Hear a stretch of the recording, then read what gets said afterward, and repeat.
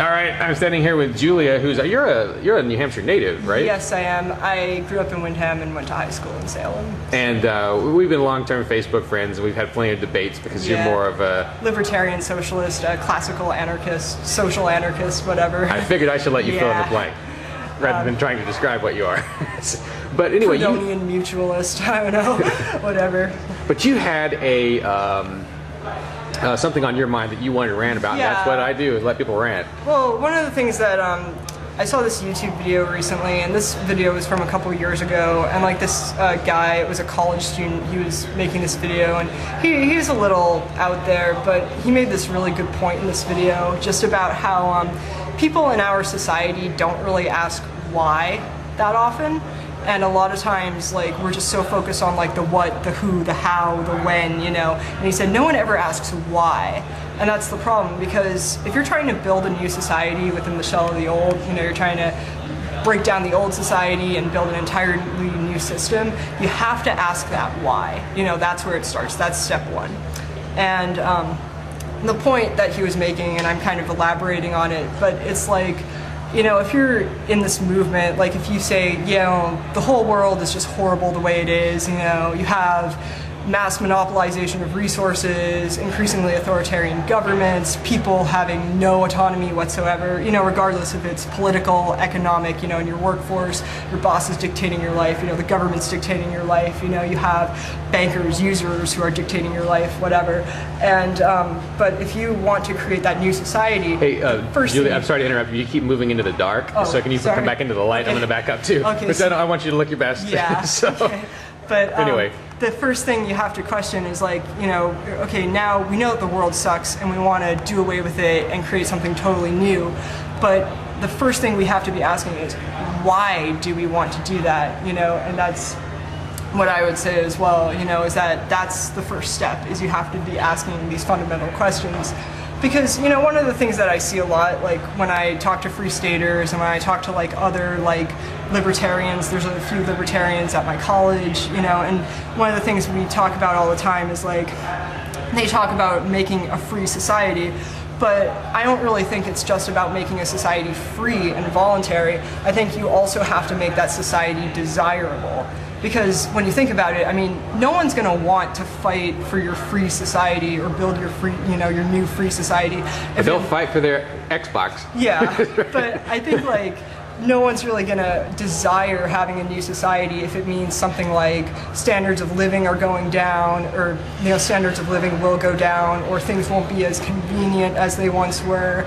And, you know, it's like, I mean, it's kind of a false dichotomy because you have way more than two options, but I think it really is something that, you know, people should be thinking about more, like, you know, because I mean, like, you know, when I first heard of like the Free Staters, you know, they're coming to New Hampshire and they want to create like a libertarian paradise or whatever, I mean, half of me said, oh, this is interesting, and the other half of me said like, uh-oh, you know, it's the uncertainty, like what are they going to create, you know, if they are going to be that powerful. Well, the thing to remember is that they don't have, I mean, they are always going to be averaged out against everybody else. Yeah. And all they can do is have an influence, they can't ever rule. Yeah. Does that make sense? I know, but like one of the things that I have heard, that like I have friends who, you know, they're affiliated with the project, they're either in it or whatever, and they say that the Free State Project, and I don't know how true this is, but they say that it's actually very divided.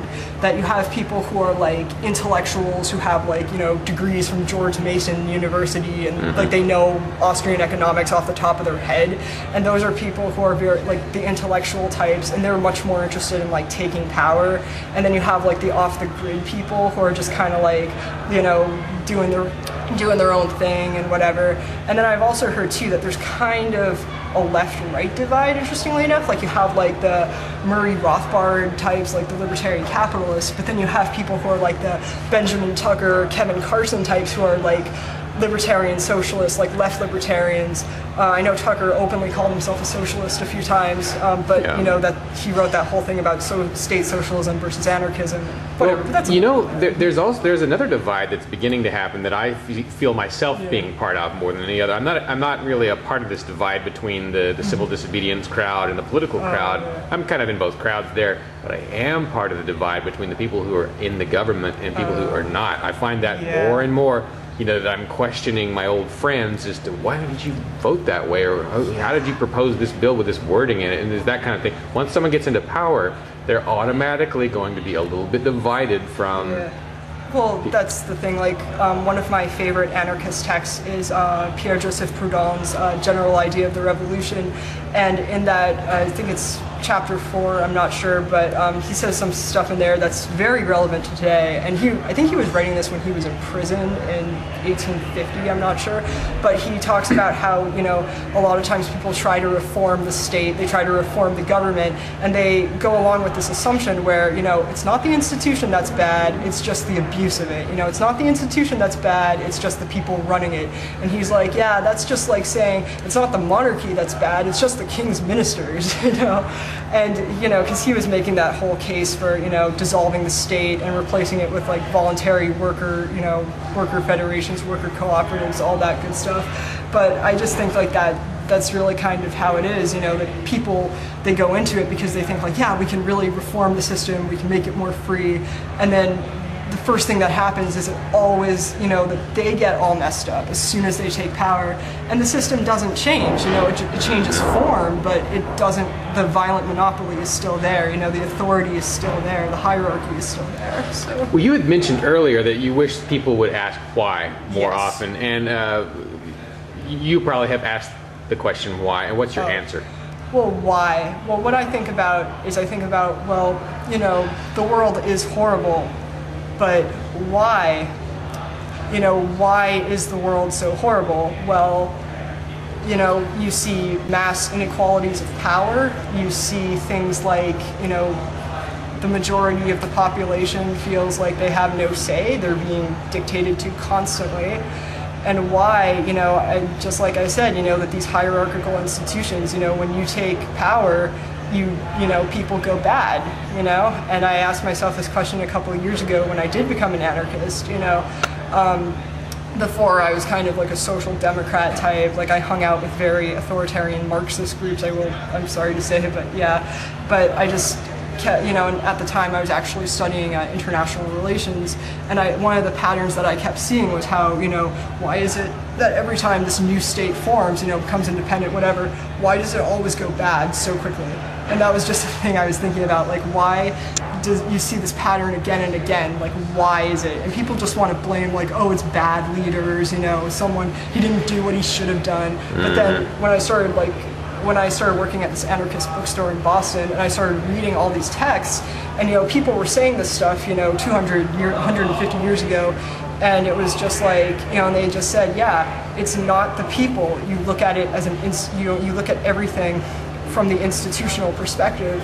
You know, you don't really care about who's on top of the hierarchy, you examine the hierarchy. Yeah, so the problem you're saying, the world is messy because of the systemic issue. Yes, yeah. Because you just systemic. And you just see and every single part of the world is ruled by a government that follows a similar model in many ways. And I think like that's the big problem too, is that, you know, when you have a hierarchical social structure, you know, and you have those inequalities of power, you know, people don't really have as much control over themselves as they wish. You know, people don't really, you know, they're not able to, you know, basically they're just not able to live as they want to, and you know, it destroys our autonomy. Right. And I just, you know, I think it's bad on all ends.